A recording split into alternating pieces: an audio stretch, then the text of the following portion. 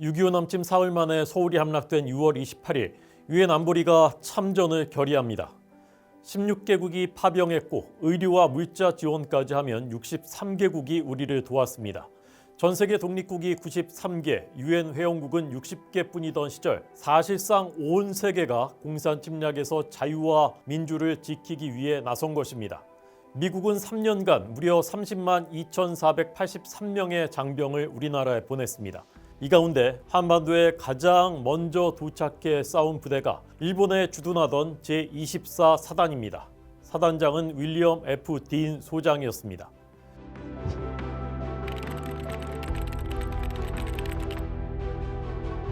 그는 1947년 10월부터 대한민국 정부 수립 전까지 미 군정장관을 지내며 한국군 창설에도 관여했던 지한파였습니다.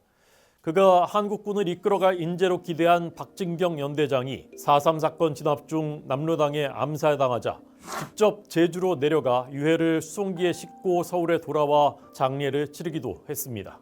미 24사단의 선봉인 스미스 특수임무부대는 7월 5일 오산에서 인민군과 처음 교전했지만 패배했습니다. 당대 첨단 무기인 소련제 T-34 전차를 스미스 부대의 화력으로는 당해낼 수 없었습니다. 7월 7일에는 천안에서 로버트 마틴 34연대장이 직접 바주카포를 들고 인민군 전차를 공격하며 용맹하게 싸웠지만 역시 패배했습니다. 2차 세계대전에서 명성을 떨친 마틴 연대장도 전사했습니다. 딘 사단장도 처음부터 이기기는 힘든 전투임을 인식하고 있었습니다. 메가더 유엔군 사령관의 의중은 본토에 미군이 도착할 때까지 며칠만 버텨달라는 것이었습니다. 오산과 천안에서 졌지만 경부 축선의 중심인 대전에서는 더 오래 버텨야 했습니다.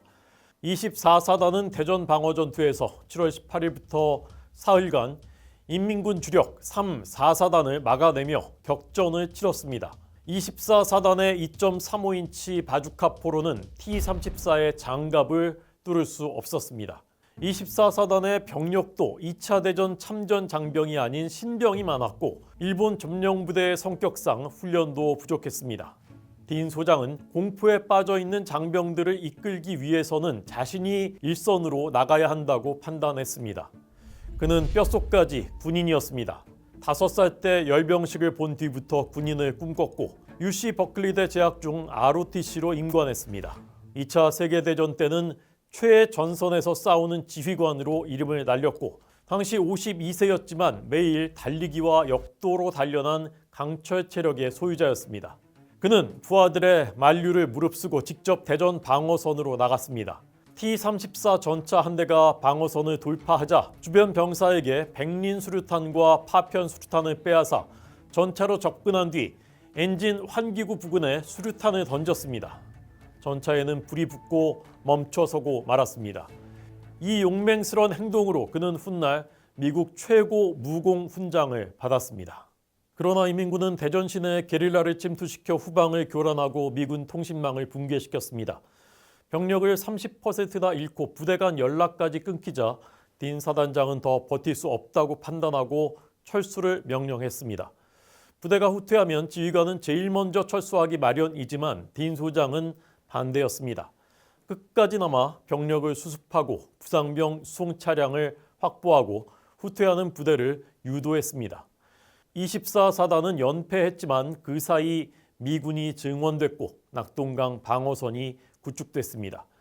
우리는 대전을 잃었다. 그러나 시간을 샀다라고 딘 소장은 회고했습니다. 철수하던 딘 소장은 지프차 운전장교가 길을 잘못 드는 통에 충북 옥천군 낭월리 부근에서 인민군 포격을 받게 됐습니다. 그가 파괴된 트럭 밑에 피신해 있는 사이 상황을 오인한 지프차 운전장교는 그대로 떠나버리고 말았습니다. 같이 피신해 있던 17명의 병사들은 항복을 원했지만 딘 소장은 이들을 인솔해 산으로 올라갔습니다.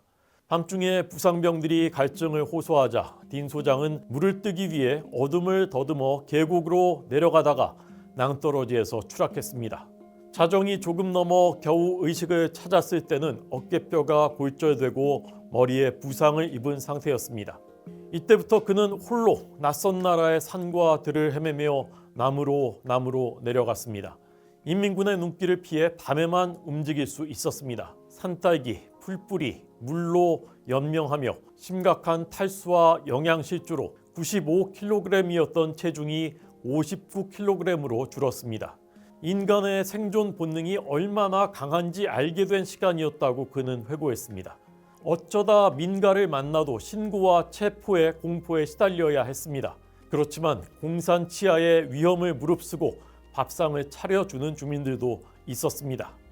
덕유산 산골인 전북 무주 적상면 방일이 고방마을에서는 주민 박종구 씨 집에 나흘간 머무르며 음식을 대접받고 기운을 차리기도 했습니다. 그러나 8월 25일 전북 진안군 상전면 운산리에서 만난 한두규라는 사람이 대구 가는 길을 알려주겠다며 동행하다가 그를 인민군에 밀고 했습니다. 거친 몸싸움이 벌어졌지만 여러 명이 달려들어 그를 결박했습니다. 진안 보안서에 끌려가 달력을 보고 이날이 그의 결혼 기념일인 것을 알았습니다. 인민군은 품속에 소중히 간직해온 가족 사진을 빼앗고 그를 작은 책상 크기의 상자에 집어넣은 뒤 군화를 벗기고 바닥이 없는 고무신을 신겼습니다. 위협적 신문이 시작됐습니다. 첫 신문은 무려 68시간, 두 번째 신문은 44시간, 세 번째는 32시간 동안 계속됐습니다. 딘 소장은 신분을 감췄지만 나이가 많고 행동이 장교 같고 군사 지식도 많은 그를 수상하게 여긴 인민군에 의해 결국은 신분이 노출되고 말았습니다. 그러나 딘 소장은 태연자약했고 포로가 된 기분을 묻자 쓴웃음을 지으며 차라리 죽었으면 좋겠다고 답했습니다. 제네바 포로협정에 의해 아무 답변도 하지 않겠다고 버텼습니다. 신문하던 공산당원이 미국의 침략전쟁이라고 말하자 공산 침략에 맞서 유엔 결의에 따라 참전한 것이라고 반박했습니다. 북한은 이용 가치가 큰 그를 포로 수용소 대신 민가와 소규모 군사 시설 등에 가두고 계속 옮겨 다녔습니다. 미군 병력 규모와 군사 계획 등을 반복적으로 신문했고 미국이 전쟁을 일으켰고 자본주의는 붕괴한다는 선전을 매일 주입했습니다. 미군이 만행을 저질렀으며 자신은 전쟁에 반대한다는 내용의 자백 선전문을 쓰라고 강요했습니다. 미 군정장관 시절 50총선거와 4.3 사건 진압 지시 행위를 전범으로 처벌하겠다고 협박하기도 했습니다. 그러나 딘 소장은 어떤 고통을 겪더라도 명예를 지키겠다고 결심하고 북침 자백 서명도 선전 방송도 끝까지 거부했습니다. 최악의 고통은 절망과 고독이었습니다. 대화할 상대가 없다는 것은 엄청난 고통이었습니다. 인천 상륙작전도 서울 수복도 중공군 참전도 그는 몇 달이 지난 뒤에야 알았습니다. 고국으로 돌아갈 희망은 품기도 어려웠고 언제 죽을지 알 수 없었습니다. 3년 동안 내일 죽을 수 있다는 생각으로 살았다라고 그는 회고했습니다. 정신적 고통 못지않게 괴로운 것은 굶주림이었습니다. 첫 1년은 매일 강냉이와 조밥을 숭늉에 말아 먹거나 옥수수죽뿐이었습니다. 그나마도 며칠씩 끊기기 일쑤였습니다. 소금도 단백질도 없었습니다. 1년에 한두 번 주는 손가락만한 생선이 얼마나 반가운지 몰랐습니다. 만성 영양실조와 근육 손실, 극심한 피로가 계속됐습니다. 하루 종일 음식 생각밖에 할 수 없었다라고 그는 말했습니다. 극한적 고통 속에도 그는 아내와 아들, 딸을 떠올리고 군 복무 시절을 회상하고 1부터 500까지 숫자의 제곱을 암산하고 좁은 방 안에서 몇 발짝씩 반복해 걸으면서 버텼습니다. 파리와 모기가 들끓는 집에서 하루 몇백 마리씩 3년 동안 4만 마리가 넘는 파리를 잡고 숫자를 써놓기도 했습니다. 그는 자신이 목격한 북한 사회의 실상을 훗날 회고록에 기록했습니다. 주민들은 극단적 가난에 시달렸습니다. 집은 초라한 흙집이었고 옷은 누더기였고 식량도 땔감도 부족했습니다. 그들을 지배하는 것은 공포와 선전이었습니다. 미국은 침략자이고 공산주의가 인민을 해방한다는 정치 구호를 어린아이들까지 앵무새처럼 외웠고 주민들은 항상 누군가를 의식하고 있었습니다. 반면 당과 군 간부들은 좋은 집에 살고 좋은 음식을 먹었습니다. 특히 중공군이 참전한 뒤에는 주민 동원이 더 심해졌고 식량 사정은 더 악화됐습니다. 마을 곳곳에는 김일성 초상화가 걸려 있었습니다. 소련보다 더 강력한 통치자 중심 체제였다고 그는 말했습니다. 철저한 통제 사회에도 인간의 흔적은 있었습니다. 그를 감시하던 간수 중에는 몰래 음식을 더 주거나 약과 담배를 구해주거나 둘만 있을 때는 친절하게 대화하는 사람들도 있었습니다. 그러나 상급자가 오면 태도가 돌변하곤 했습니다. 1952년 6월 15일 책임자라는 사람이 찾아와 김일성이 수감자 처우를 개선하라고 했다며 어떻게 해주면 좋겠냐라고 물었습니다. 그 후에 가끔 고기 통조림과 버터가 제공됐습니다. 가족과의 편지 교환도 허용됐습니다. 아들에게는 64통의 편지를 받았습니다. 그렇게 원했던 연필도 지급됐습니다. 책도 넣어줬는데 모두 마르크스 엥겔스의 공산주의 이론서였습니다. 포로 석방 직전 개성으로 이감됐을 때는 중국인 요리사까지 붙여주며 좋은 음식을 줬습니다. 갑자기 좋은 음식이 들어가 몸이 망가질까 봐 그는 걱정했다고 합니다. 딘 소장이 장기를 두는 사진, 운동을 하는 사진 등도 그 무렵에 인민군이 찍어서 공개한 것입니다. 미 군정장관을 지냈고 한국을 도우러 제일 먼저 참전했다가 포로가 된 딘 소장의 생사는 당시 우리 국민들에게 초미의 관심사였습니다. 언론은 딘 소장으로 통하던 그를 대전의 영웅, 우리의 은인이라고 불렀습니다. 1950년 9월 28일 서울이 수복되자 국회는 첫 본회의에서 메가더 사령관과 딘 소장에 대해 대한민국 최고 훈장 수여를 결의했습니다. 1951년 12월 그가 살아있다는 소식이 처음 전해지자 국민들은 놀라고 기뻐했습니다. 김일성 정권이 유럽의 좌파 신문을 통해 딘 소장을 인터뷰하게 하고 근황을 공개할 때마다 국내 언론은 이를 대서특필했습니다. 미국에 있는 딘 소장 부인의 반응까지 보도할 정도였습니다. 1953년 7월 27일 휴전이 이루어지자 우리 정부와 언론은 딘 소장이 언제 송환될지에 촉각을 곤두세우고 있었습니다. 동명이인인 미군 장병 딘이 송환됐을 때는 서울시장과 내무차관이 판문점까지 나가서 기다렸습니다. 마침내 공산 측으로부터 9월 4일 딘 소장을 포로 송환한다는 통보가 전해졌습니다. 그러나 군과 언론 관계자들은 과연 진짜 딘 소장이 돌아올지 반신반의하며 지켜보고 있었습니다. 그리고 마침내 집차에 탄 딘 소장의 모습이 판문점에 나타나자 환호와 박수 소리가 터져 나왔습니다. 윌리엄 F. 딘 소장은 자유를 잃은 지 만 3년 1개월 만인 4일 상호 10시 43분 철의 장막을 지나 수많은 내외 기자들과 전우들의 환호 속에 판문점 자유의 문으로 돌아왔다. 이날 제3차의 포로 교환으로 귀환한 딘 소장은 일반 유엔군 귀환 용사들과는 좀 달리 소련제 집차 뒤편에 타고 나타나는데 하늘색인 소위 레닝 모자에 노란 와이셔츠 그리고 자주색 넥타이에 낡은 곤색 따블 양복을 입은 동 소장의 얼굴은 파리했으며 오른편 눈 아래에 있는 검은 점이 너무나 뚜렷하게 보이었다. 성성한 백발의 고난의 주름살, 충혈된 눈동자, 퇴색한 모자, 국방색 운동화의 초라한 모습에 눈물이 핑 돌아 앞을 가릴 지경이었다.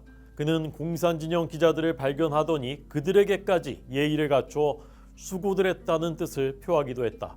군은 그를 헬기로 이동시키려 했으나 딘 소장은 같이 온 부상 포로들과 같이 가겠다며 앰뷸런스에 부하들과 함께 타고 문산 자유촌으로 향했다. 오후 5시 이승만 대통령이 마크 클라크 유엔군 총사령관, 맥스웰 테일러 미 8군 사령관과 함께 영등포의 121 후송병원을 찾아 군복으로 갈아입은 딘 소장에게 최고 훈장인 금성 태극 무공 훈장을 직접 달아줬습니다. 각계의 방문 요청이 쏟아졌고 충남도의회는 대전의 영웅 딘 소장이 꼭 대전에 와달라는 서한을 미 대사관에 미리 보내기도 했지만 당장 시급한 것은 건강 문제였습니다. 귀환 다음 날인 5일 오전 9시 15분 딘 소장은 여의도 비행장을 통해 출국해 일본 도쿄의 미군 병원에 입원했습니다. 여의도 비행장에는 대한민국 육군 군악대와 의장대 그리고 많은 환송 시민들이 운집해 열광적으로 환호했고 딘 소장은 우리말로 대단히 고맙습니다 라고 인사한 뒤 군용기에 올랐습니다. 도쿄에서 2주 남짓 요양한 딘 소장은 9월 23일 캘리포니아주 트레비스 공군기지를 통해 마침내 꿈에도 그리던 고국에 돌아갔습니다. 500여 명의 시민과 취재진이 운집해 그를 환영했습니다. 군용기가 착륙하고 승강대가 놓이자 부인이 맨 처음 올라가 딘 소장을 부둥켜 안았습니다. 부인과 팔짱을 끼고 내려온 딘 소장은 모친, 딸, 사위, 2살짜리 외손자와 7달 된 외손녀를 차례로 만났습니다. 그가 포로 생활을 하는 동안 결혼한 사위와 외손자, 외손녀는 처음 만나는 것이었습니다. 그는 미국에서도 영웅이었습니다. 10월 26일 뉴욕 맨해튼에서 국가적 영웅들에게만 베풀어지는 티커 테이프 퍼레이드가 펼쳐졌고 이듬해 1월 1일 미국을 대표하는 새해 축하 행사 로즈 퍼레이드에서는 한 해의 대표 인물에 해당하는 그랜드 마샬로 선정돼 행진의 선두에 섰습니다. 인기 토크쇼인 밥 호프쇼 등 여러 방송에 출연해 공산주의의 실상을 알리고 전쟁으로 황폐해진 한국을 도와달라고 호소하기도 했습니다.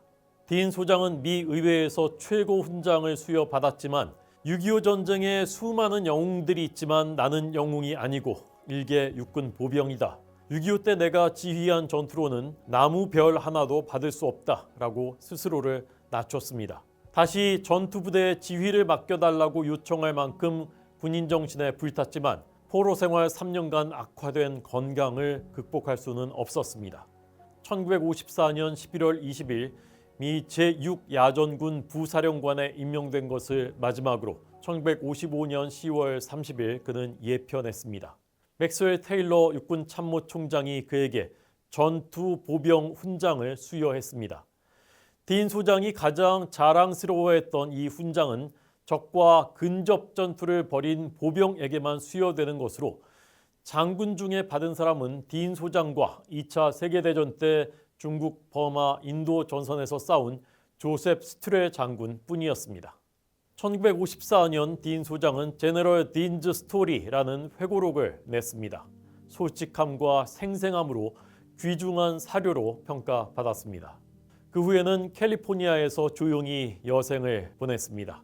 1961년 5월 10일자 동아일보에는 그를 찾아간 한국 특파원 등과 한국 음식으로 식사를 하면서 한국 음식의 이름을 일일이 말하고 능숙하게 젓가락질을 하는 모습, 골프로 소일하며 남의 눈에 안 띄게 평범한 생활을 하고 싶다라고 말했다는 것, 한국의 정치 경제 불안에 안타까워했다는 소식이 보도됐습니다. 미국을 방문한 백선엽 장군을 초대해 식사하는 자리에서는 김치를 직접 담가 먹는다고 말하기도 했습니다. 그는 1981년 8월 24일 82세로 별세했습니다. 워싱턴 포스트와 뉴욕 타임즈 등 모든 유력 언론이 장문의 기사를 실어 그를 기렸습니다. 한편 딘 소장을 인민군의 밀고에 넘겼던 한두규와 최종봉은 휴전 직후인 1953년 9월 8일 체포됐습니다. 이들은 수사기관에서 범행을 자백했지만 재판정에서는 혐의를 부인했고 변호인들은 딘 소장과 대질하도록 이들을 미국으로 보내달라고 요구하기까지 했습니다.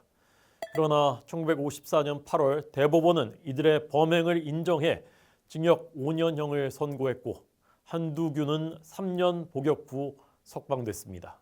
딘 소장은 이들을 선처해달라는 편지를 1953년 9월 28일과 10월 22일 두 번이나 이승만 대통령에게 직접 보냈고 한두규는 석방 후 그 사실을 듣고 고마워서 울었습니다. 딘 소장의 아들 윌리엄 딘 2세는 주한미군 공군 대위로 복무하던 1963년 부친에게 나흘간 숙식을 제공했던 농부 박종구 씨를 찾아가 감사 인사를 하고 전나무 2그루를 심은 뒤 차고 있던 시계를 선물했습니다.